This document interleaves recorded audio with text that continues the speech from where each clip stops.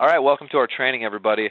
So I want to talk about your seller performance standards on eBay and what those are and why that matters. Here, just about a month ago, a little less than a month ago, eBay released a set of new seller performance standards to all you sellers that are out there on eBay.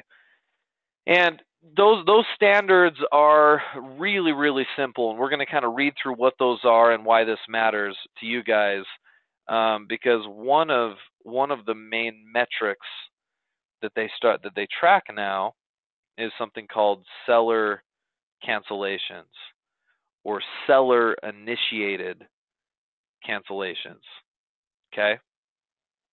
Now, that's of particular concern to us because that means they're gonna basically give you a bad mark on your account every single time you cancel an order as the seller.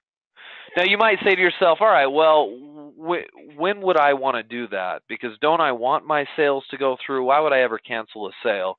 Well, I'll tell you the main time that you would cancel a sale. The main time is when you make a sale on eBay, but you can't fulfill the order, meaning your supplier ran out of stock. Now, those of you guys who've done some selling here before, I recognize a few names here, so some of you guys might be able to relate to this, but how many of you guys have actually sold something, went to go order it from your supplier, and your supplier was out of stock? How many times has that happened to you? It's happened to me. In fact, it's happened to most of my clients one time or another. That's the big weakness, right, with drop shipping. In fact, let me bring up my, if you don't mind, let me bring up my whiteboard app here. Those of you guys who aren't familiar with drop shipping, let me kind of share how that works. So this is you right here, right? I'm going to draw a picture of you guys. This is you guys collectively. Okay?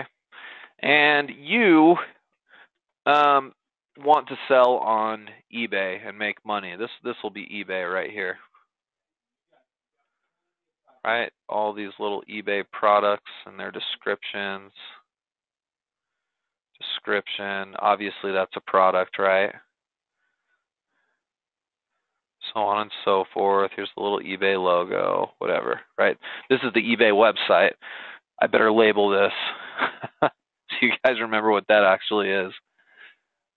All right, there's eBay. So you guys are wanting to put products up onto eBay, right? And that's how we're going to make money off of this. This will be an example of a product right here that you're putting up onto eBay. The problem is, you know, most of you guys don't have a lot of stuff from around the house that you want to sell. Most of you guys don't have a place where you're buying inventory, although we could talk about that a little bit. Most of you guys are getting this product from some kind of a supplier, okay? This will be our supplier's warehouse here, right? Here's some windows. Boy, my drawing is just great, isn't it? Okay, that's our supplier. The way that drop shipping works, right, is if here's our customers that are out here, and there's just thousands and thousands of these customers, right? They're just all over the place, all over the world, right? All these customers, we'll say this represents the world. They come to eBay to shop, right? And so as you're putting these products up, if one of them sells, well, guess what happens? Your supplier ships directly to these people, right? Your job as the seller is just to get the invoice over to your supplier, and then they send it out to your customers. Well, eBay over the years has had problems with an order being placed by your customers, right? And that order going out of stock because you go back to your supplier and they're out of stock, and then you basically can't fulfill the order, so you cancel it. And so every single time that happens, you get a big mark on your account, okay? And if it happens again, you get another mark, so on and so forth. You get enough of these marks, you're going to lose your account. eBay is basically going to cross you off and suspend you, and that'll be that. Now, obviously, we don't want that, right? We want to make sure that we stay in good standing, so eBay provides us with these seller standards. Okay, and I'm just going to read through a couple of things with you so you guys can get a better idea of how these seller standards work. It says eBay expects sellers to consistently provide service that results in a high level of buyer satisfaction. Why does eBay care so much about buyer satisfaction? Well, going back to this picture, if these people here keep buying stuff and stuff goes out of stock, guess what? These people aren't going to be shopping on eBay anymore. They got a million other options out there. They're going to go to Amazon. They're going to go to Google, right? They're going to go to other places. So you have to maintain pretty good customer satisfaction. eBay cares about it and they track it, and that's what these seller performance standards are all about. Okay, this includes setting and meeting buyer expectations by providing excellent customer service from beginning to end. Okay, so it says you can see how you're performing both domestically and across various international markets in your seller standards dashboard. So if you log into an eBay account, which I will show you real quick, you go to eBay, you sign in. I'm going to sign in with sort of a dummy account here for our presentation. Oh, this isn't really a dummy account. This is an account I've used for selling in the past. Whoops, wrong password. Let's try that again. It's always one of 3 passwords. Let's see if this one works. There we go. That got me on. So I'll show you where you can find your seller dashboard, guys. You go up here to up here to your name, and then you're going to go to account settings. Okay, I know this is kind of small, but watch closely. You can go to account settings.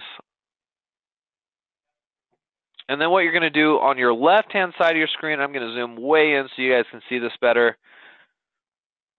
There's something called your seller dashboard, okay? So I'm going to click on the seller dashboard, and it's going to show me my standards. Now it says my current seller level is above standard, which is a good thing.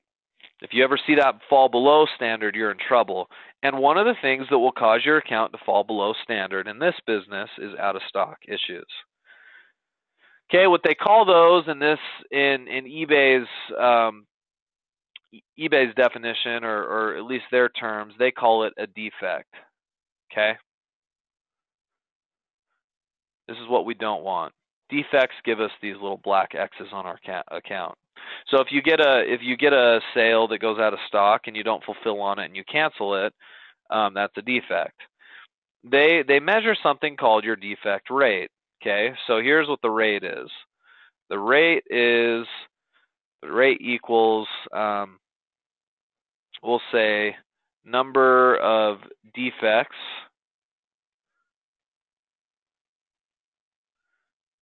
divided by number of transactions. Okay, there you go. Number of defects divided by number of transactions. That gives you your defect rate. If your defect rate gets too high, guess what? We're out, right? We lose our account. Selling on eBay is a privilege. And if you lose that privilege, you may never ever be able to get back on and sell. Right, Zoran, you got to keep up with your suppliers. So here's the thing.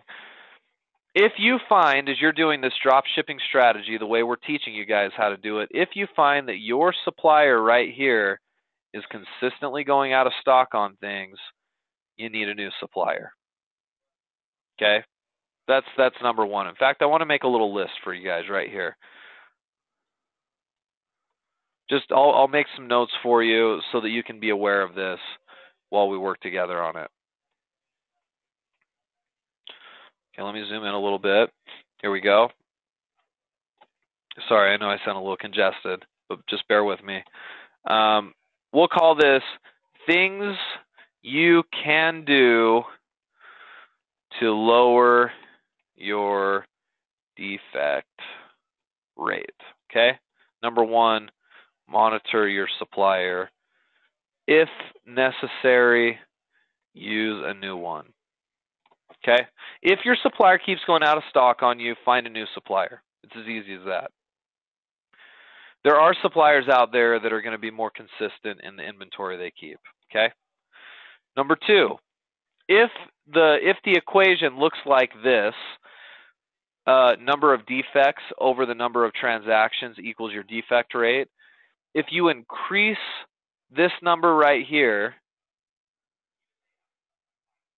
you're going to decrease your defect rate. If you increase the number of successful transactions you have, your defect rate will drop. How do I increase the number of transactions? Well, you sell more product, right? But you can actually, you can, I don't want to say fabricate. That's not the right word. I'm going to say you can pad that statistic. Okay, I'm going to say pad your transactions by selling cheap, small items. Okay?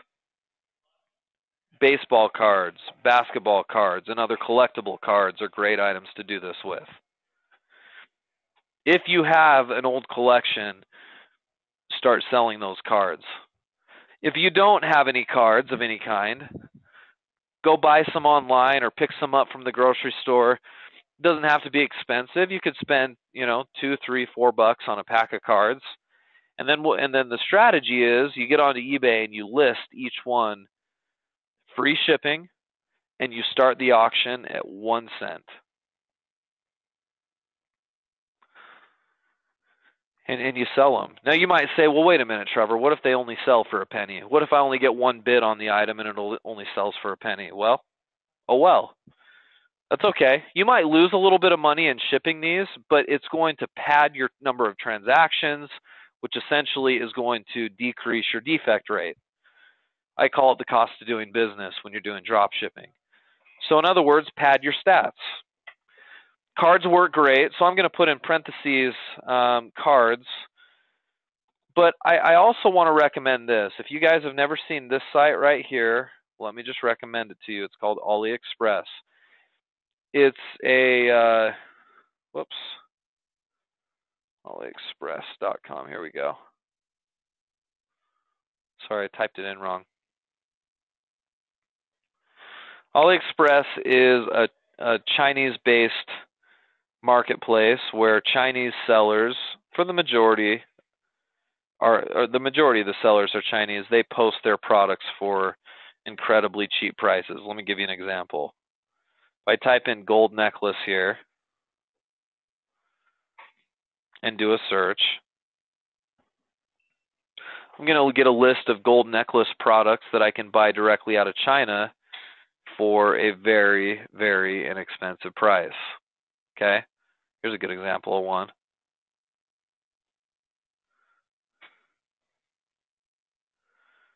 Look at this. 30 cents a piece. I can buy these for. You can see different pictures of it here. Sorry, my internet's running a little bit slowly. But anyway, I can scroll down. You can learn more about the product. The shipping is free on it. So in other words, believe it or not, I could buy one of these for 30 cents and have it shipped to me free from China. Now, the quality isn't going to be amazing, right? You can imagine this thing's costing me 30 cents. But could I buy a bunch of these and sell them for a couple of bucks on eBay a piece? Yeah. You bet I could. And if I do that, even if I'm not making much money on it, could I pad my defect rate? I could, because this would push up the number of transactions in our equation. There is a ton of stuff like this on AliExpress that is very cheap. Yes, you'd have to carry a little bit of inventory, but it is worth it because it's going to make it to where your defect rate is manageable. Okay, so I'm going to put here in parentheses as well, AliExpress.com items. Okay. Last strategy is when before canceling an order, find alternatives. Okay, so I'll give you an example of this. I had somebody that sold a camping tent that was colored blue. This was a little while back, but they sold this blue camping tent and it was out of stock, right? But they looked at their supplier and they found that their supplier had it in green. So they contacted the person on eBay and said, "Hey, just barely found out it's out of stock, no blue, but I do have it in green." And the buyer's like, "Oh, okay, no big deal. We'll take it in green." And everybody was happy. Okay, that cancellation was prevented by doing number 3, offering alternatives. Okay. Last but not least, number 4 here, shop for it. So in other words, if you run out of stock, you're going to go to a place called google.com/shopping, and you can look for other retailers or suppliers that carry the same item and have them ship it out instead of your existing supplier. This is a great way to do it right here. Shop for it. Find it yourself. Okay? Guys, if you'll do those things, you'll be able to outlast this defect rate that we've been learning about here. The defect rate can ruin your eBay business if you're not careful. The biggest problem with drop shipping is out of stock issues. They will happen. And if you handle it the way we discussed today, you mitigate that risk. It doesn't, I mean, I'm not saying it's going to happen all the time, but if it happens enough and you're not vigilant to take care of it and use some of these strategies I shared with you, gradually your defect rate will go up and eBay will kick you off. So this is a preventative discussion we're having today, because I don't want any of you guys to contact me here in a year and say, "Hey, Trevor, I was making money, business was going great, and then bam, eBay kicked me off." You can monitor that process by looking at those performance standards that I showed you earlier. Okay? All right, so that's all I wanted to show you as far as the defect rate is concerned. Hopefully that is instructive and helpful. To your question, Zoran, you asked about how do you find out what's selling best right now? Can I tell you what I think is the best tool online? I think I've showed some of you guys this before. I want you to Google Amazon bestseller list. Or, you know what? It's easier if you just do Amazon bestseller. Okay, if you search for Amazon bestseller, you're going to get this link right here. This is a list of all of Amazon's best-selling items by hour. And if it's selling well on Amazon, it's going to sell well on eBay. If I have any trouble trying to figure out what to sell or what items are selling best, I check this list. So you guys check that out when you get a sec, okay? All right, guys. Well, we'll finish up. I hope that was helpful to you. We'll be back on the phone doing another one of these trainings next Tuesday. Good luck with your eBay business this week.